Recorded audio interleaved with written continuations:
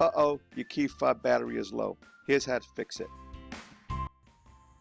All right, everyone. So when you see that message, you want to go ahead and change your battery out as soon as possible so that this way you don't get stuck with a totally dead battery and you can't get into your car or start it. So this is for Dodge Scat Pack. Most Dodges, all late models will have the same ones. You want to take out that spare key.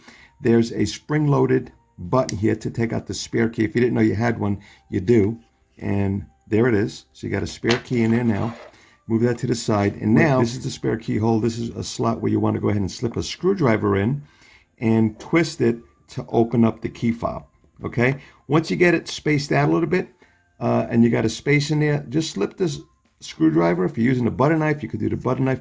Slip it around in there and open it up smoothly. You don't want to scratch it up and make your key fob look older before it's time. You know what I'm saying? So you want to take it out. And this is it. Now you see I'm using an Energizer 2032 is the battery that you're going to use. So I'm going to just kind of slice the back here. Now it allows me to open this up. And this here is the new battery. Let me keep that on so I don't get the two mixed up.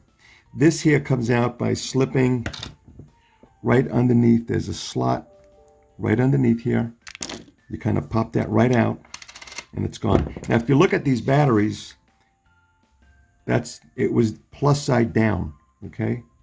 So plus side down, and that's what we're going to do here. So now we'll take off the backing here.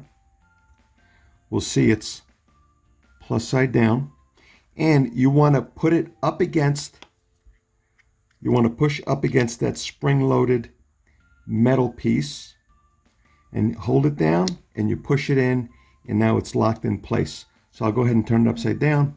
It doesn't pop out. That means it's in. Here's the next and final step. When you get this in, you want to make sure that you get this click, and you don't want to be pressing down on the buttons. You want to press along the side. I don't want to be pressing on because it takes a lot of force. I don't want to be pressing on the actual buttons themselves, but I'm going to press along the sides. Obviously the top. And this way, you heard a little click. It clicks in place. You can actually feel it click in place.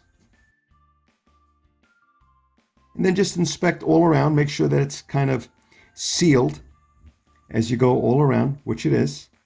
And the key can only go in one way. So let's put it in the wrong way.